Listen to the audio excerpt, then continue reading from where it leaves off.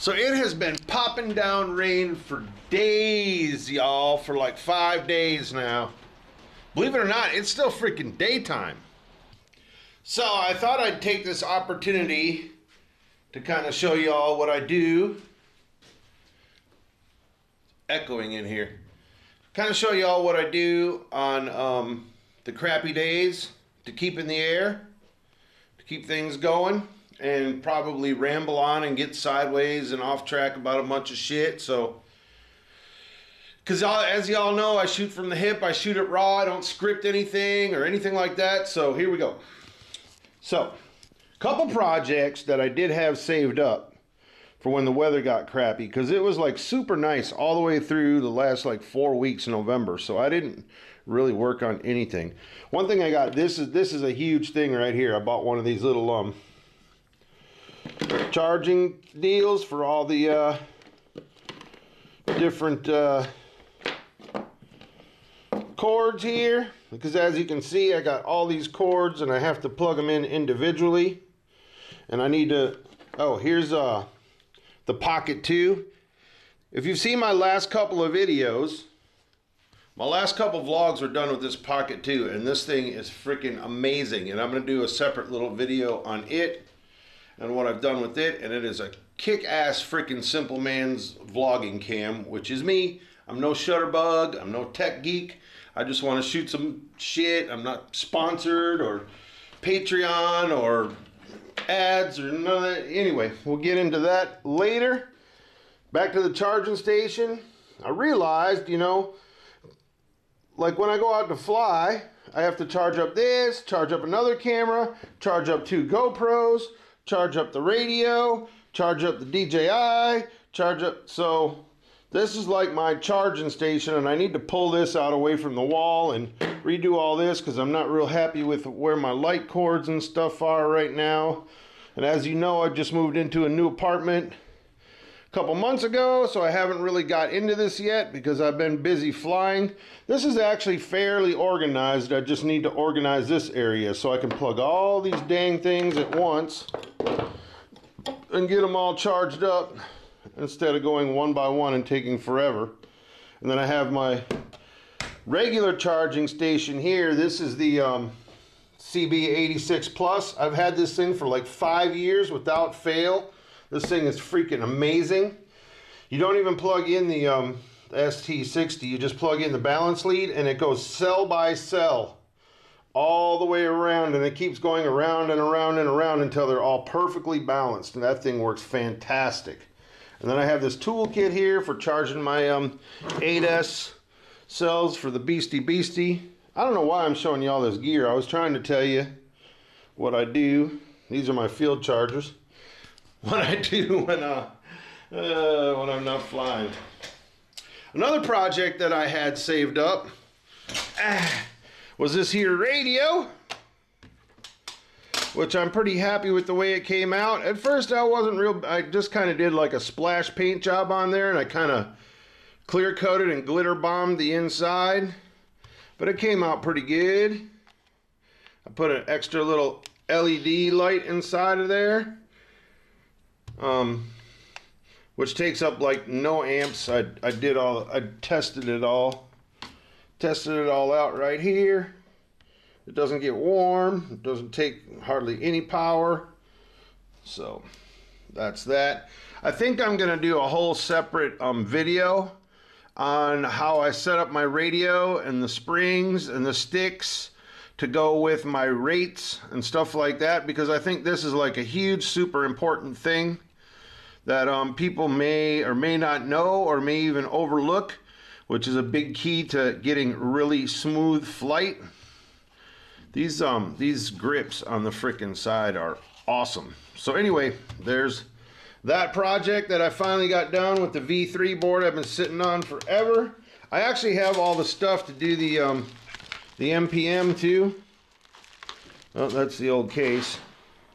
There's the MPM stuff back there. The little thing that goes on the back. And the module itself. But the only thing that I have that doesn't fly on Crossfire is this here Mobula. Everything else is on Crossfire. And the only time I ever really have flown that, it's also not digital. I used to take that with me when I'd go to races around here in China, so I could rip it around the hotel and stuff like that. So I still have my other radio for that, and like I'm probably not, I don't fly it much unless I'm like out on the road or we're at a restaurant or something. I want to bug people, or we have all the pilots in the hotel or whatever. And my racers are still on analog, and they will be on analog until something changes with that. But there's been no races this year. So, you know, it's all just kind of been sitting around. I still have my HDOs down there that I still use for racing. So anyway, if I'm going to fly the Mobula with the HDOs and my analog stuff, then I may put that MPM on there, and I have a Fusion in here somewhere that I might stick on the DJI goggles. I don't know. Anyway, that's down the road. So another thing that's huge, important to do when you got nothing else to do is go through your quads, right? Like one thing, I'll clean them up a little bit and wipe them down. I'm not real anal about having super pretty quads. I just like them functional. But you never know when there's going to be like a piece of carbon shard off from an arm or something like that, and it's conductive. So if it's sticking somewhere and blows into your electronics in there and gets across a couple of them teeny little freaking points on your chipset, you're going to have issues. So I kind of wipe them down, make sure there's no like dirt going to get in the motors when they spool up, or little pieces of iron or something from a bando that's in the, you know, clean them up a little bit. And the other thing is to go through all the quads and check all the freaking bolts. I go through them all, tighten all the bolts, make sure all the motor boats are motorboats. I also want to go through here and inspect all the carbon, make sure there's no delamination in the arms. Grab a hold of them. Grab a hold of them and give them a twist. Can't really show you because I'm holding the camera in the other hand, but you guys know what I mean. Make sure there's no chips that I can repair with some super glue and a little pair of vice grips. Make sure everything's good. Make sure all the standoffs are good. The camera screws are tight. You know, all the general stuff. Make sure there's no dings in the wires. Anything that I can repair to make sure that the next time I go fly, I'm ready to rock and roll without any issues. Inspect the antenna. Make sure none of the zippy ties have popped off or broke. All that good stuff. You guys know, general inspection. And then I'll plug them into my little bench battery here and spool them up and make sure everything is working fine, so that when it is time to go fly, my two main flyers here are ready to rock and roll, and I just go out the door. Same thing with my batteries. These are all on storage charge right now, and when I have a nice day out and want to fire it up, then I just fire it up and freaking hit. Actually, let me switch this to cycle charge, and then I just hit start, and boom, now they're all going to charge up, and we will be on our way. So there's that. You know, and then general organizing and cleaning of things is pretty freaking important too. Like from my last build, I still have some standoffs and stuff sitting down here that I need to store back in their proper spot in the stash over here of all the stuff I've collected over the years. I probably got enough crap around here to build 3 or 4 more drones. I got some motors down there that need to be cleaned up, and I'm probably gonna put some new bearings in them, because let me show you something here. They discontinued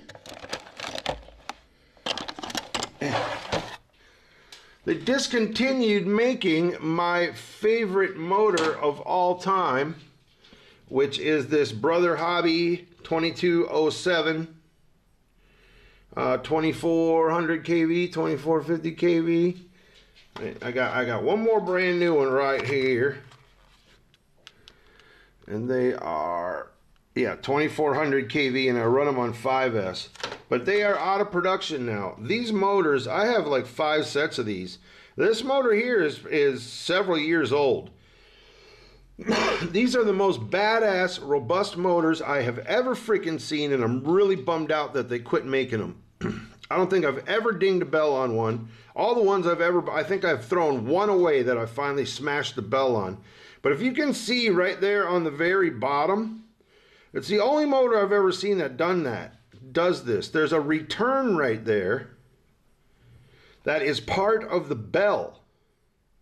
Instead of just having a flat edge on the bell, like most motors do,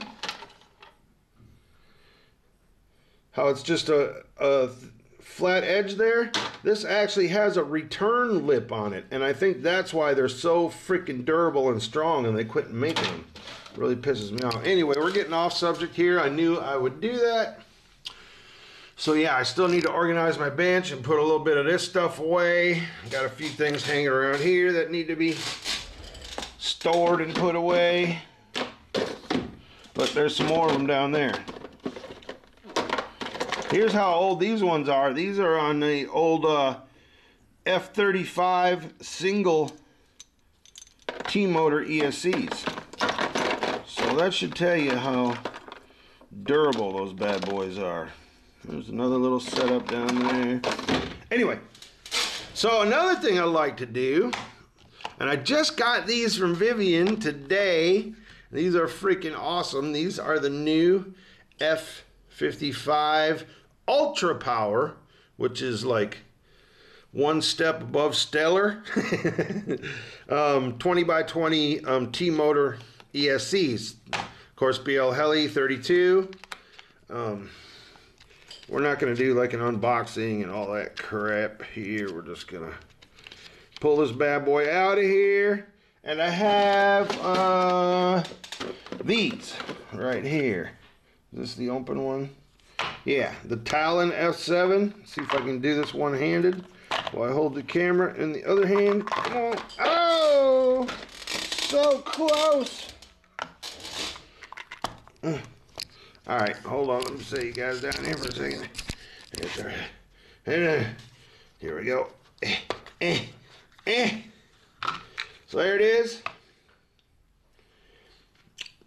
So what I'll do is I will flash this board and start to configure it with all my settings and stuff in it, my normal rates and all that crap, and then I will figure out the little wiring harness, get the pins all sorted out so that these are plugged together and ready to go, so that when I'm ready, when I need them for the next build, I'm already halfway there. It's already plugged in, everything's good to go.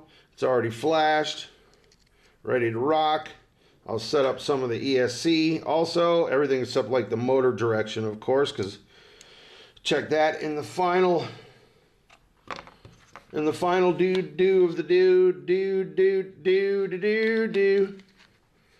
Okay, so there's that. So there's actually a lot of stuff that can be done so that the next time I go out to fly, I'm just ready to go. I can just flip my batteries on, plug everything in, and I'm ready to rock and roll. So I'll go through the gear, I'll get gear ready, get things tuned up, cleaned up, ready to rock. Not much else you can do on a boring ass rainy day. Clean up my bench a little bit, edit video. This project is done. At first I wasn't real sure about this paint job. I don't know if you guys can see, but I clear coated and glitter bombed the inside of it. And then I just did like kind of a splash pattern in there. But it's kind of growing on me a little bit. I guess it really don't matter. It ain't like I stare at my radio when I'm flying. Oh, and of course I got my little label stuck in the back there with the Team Black Sheep thing. Organize the tools. Still got to do this, finish organizing that. So, yeah, oh, there's one more thing I like to do, and this coincides with these ESCs, and why I have these ESCs now, is that I'll go through my gear and I'll kind of assess things as to what I'm low on, and right now I think I'm down to just like one spare ESC here. Yeah. These are old BL Heli S ones.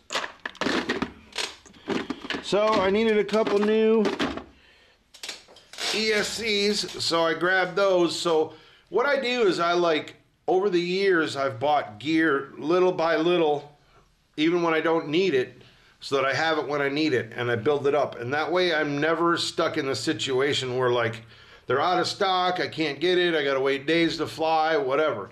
One week I might just buy 4 motors. A couple weeks later, when I have a few extra bucks, I'll buy an ESC or a flight controller. And over the few years of flying, as you can see, I've, you know, managed to accumulate. Even things like buying screws. Buy 100 pack of 8mm screws for a few bucks. Buy a thing of freaking standoffs for a few bucks, you know, so that you have them and they're ready to go. So when you bend a standoff, you have a standoff. You know, get a few little camera mounting things, whatever. Wire, you know, just assess your equipment, and that way you don't have to kill yourself. You don't have to go like buy a whole new quad. You can while you're flying the quad that you're flying, you can slowly build up to have another quad. Of course, I'm blessed to be able to be part of like Team Lumineer. So, you know, I last year when I was able to travel, they gave me a bunch of QAVR frames, which I absolutely love, and this is all I fly. So I still have frames down there that didn't cost me an arm and a leg and stuff like that. But anyway, I hope this was like a cool little insight on how to keep in the air, maintain your stuff, buy gear little by little, you know, keep a little stock in the back, things that you normally break a lot of or whatever, you know, motors, of course, props are a big one. And therein again, I have to admit that I am very lucky because I'm really good friends with John, and he sends me props by the shitload, so I'm never out of props. But that's something that always needs to be thought about, is buy props here and there so that you have plenty of backup of props when you need props. So I'll do my little video. I never plan or script out any videos, but I'm kind of trying to script something out for this so that I can kind of cover what I want to. So it's been a difficult video to do. Anyway, I hope that helps you guys out, and I hope the weather clears up so we can get back to some rippage real soon here. And until then, respect.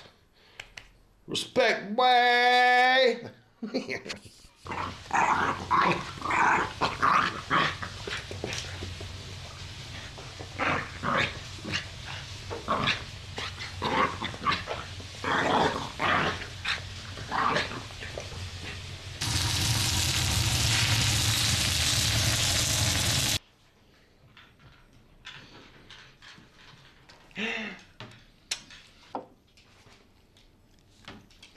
Millie picked it off.